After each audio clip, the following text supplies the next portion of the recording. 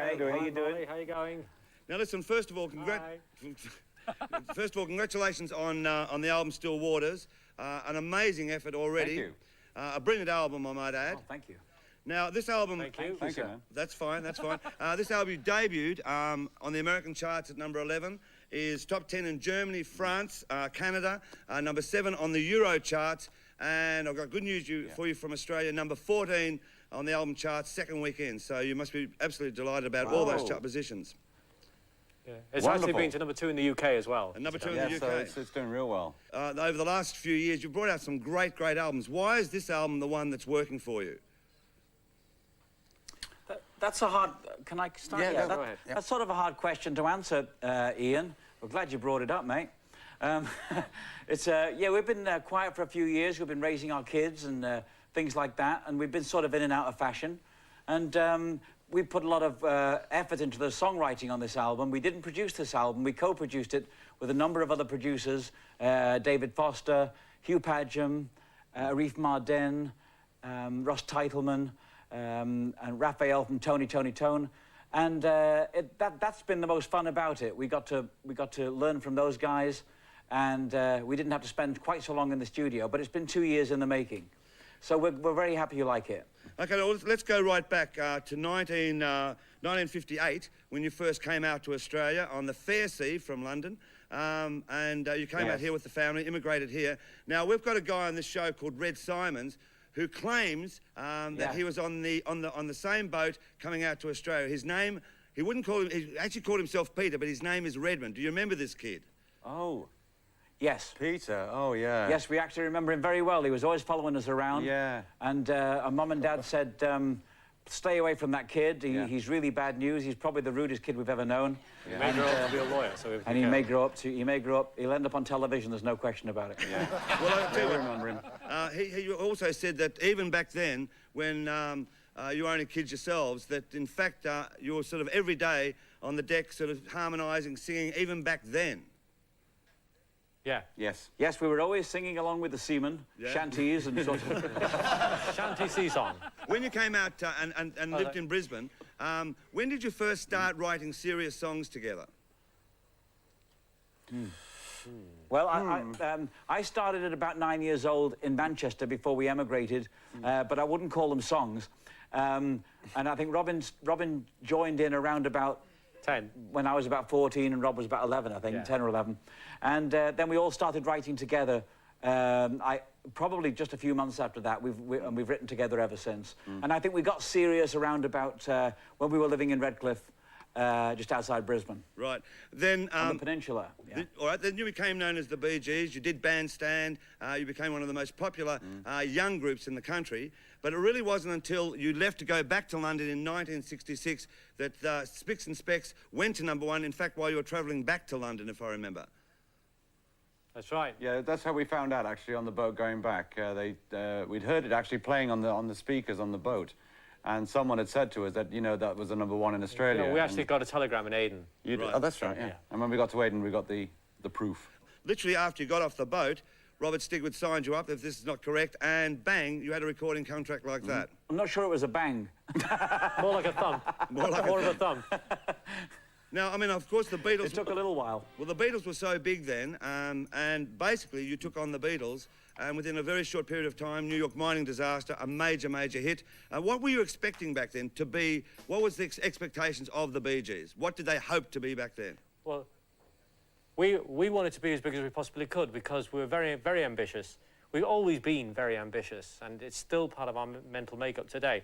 And obstacles were there for us to actually overcome. So we actually enjoyed challenges, and we wanted to be as big as possible. We've always seemed to we've always been against incredible odds. That seems to have been our life story, you know, even from Australia to here. We've always found that we've had to overcome the odds. And it seems like it's happened again. It's uncanny. But this has been the best year of our lives so far. Well, I mean, when you take into consideration the hits you had back then, and then we moved into the 70s, and then the biggest thing that ever happened, basically, in the world. 40 million records for Saturday Night Fever. But even before that, Jive Talking, a major hit. That was I guess Jive Talking was the lead up to what was going to happen with Saturday Night Fever. I was going to say there was Children of the World album, there was You Should Be Dancing. All of those songs were before Fever. Yeah. They were just incorporated into Fever when the film was made, yeah. Did you ever imagine, though, that with that film, Saturday Night Fever, that it was going to be a revolution, not only in music, but also in dance music back then? I mean, like, it's still today as a revolutionary thing. Well, yeah, but in those days, dance music to us was like Casey and the Sunshine Band party music sort of stuff. And when Fever was done, the word disco wasn't even mentioned, actually, but when the film was being made, we were told about it. But everybody, even the people who made the picture, the record company, everyone involved had no idea that it was going to do what it was going to do. In fact, it was quite a low-budget film. There wasn't much money put aside for promotion or anything like that. It just seemed to take off, and everybody was just as surprised as everybody else.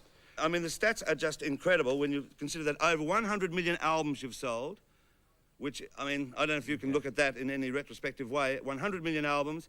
You have had 60 top 10 hits, 60 top 40 hits, 50 top 10 singles. I mean, do you look back and go, my God, how can we possibly top that, top that, top that, top that? Well, I don't think it's a question of us really trying to top that. We're just trying to maintain and be a force in the music business. And 1997 has been an enormous year already. I mean, the American Music Awards, Best International Achievement, the Brit Awards, Outstanding Contribution to Music, and in that same week that you got that award alone, debuted at number 5 on the English charts.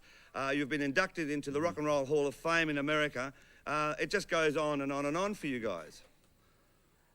Yeah, I know, this is what we were saying earlier. The first 3 months of this year, we also got the Lifetime Achievement Award from the World Music Awards in Monte Carlo. Yeah. And that's 3 lifetime achievements, and then the Rock and Roll Hall of Fame. It's just been an incredible 3 or 4 months of this year. Right. So that's why we honestly believe. But we're not satisfied. We want more. I finally want to say that you've been very gracious, being living in London, or being there in London at the moment, and not mentioning one word about the cricket. We wouldn't do that to you, Molly. But I just think it's tough, though, isn't it? Could you? Yeah, I mean, could you just pop around to Mark Taylor's hotel and just play him a version of "Staying Alive" because he may need it at the moment. All right. Thanks for the interview. Okay. And we'll catch you later in the show. Thanks, Barry. Thanks, Robin. Thanks, Morris. Thank you, Molly. Take care. Take care. Thanks, mate. Thank you. That's very special, isn't it? Very special. Very special that they've covered those boys alone.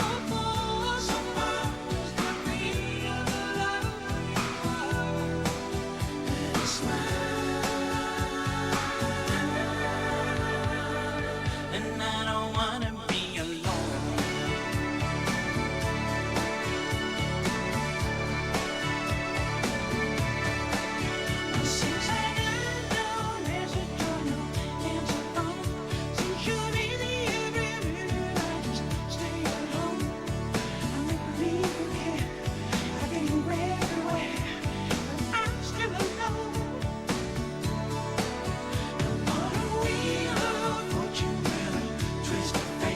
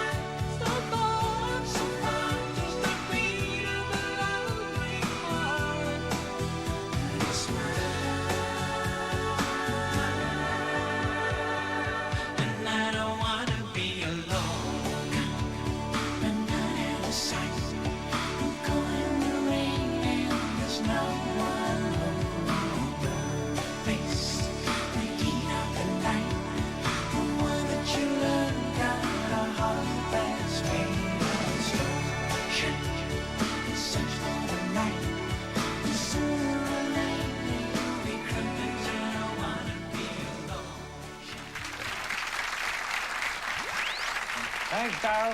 Thank you. Thank you, Daryl. Take care, Daryl.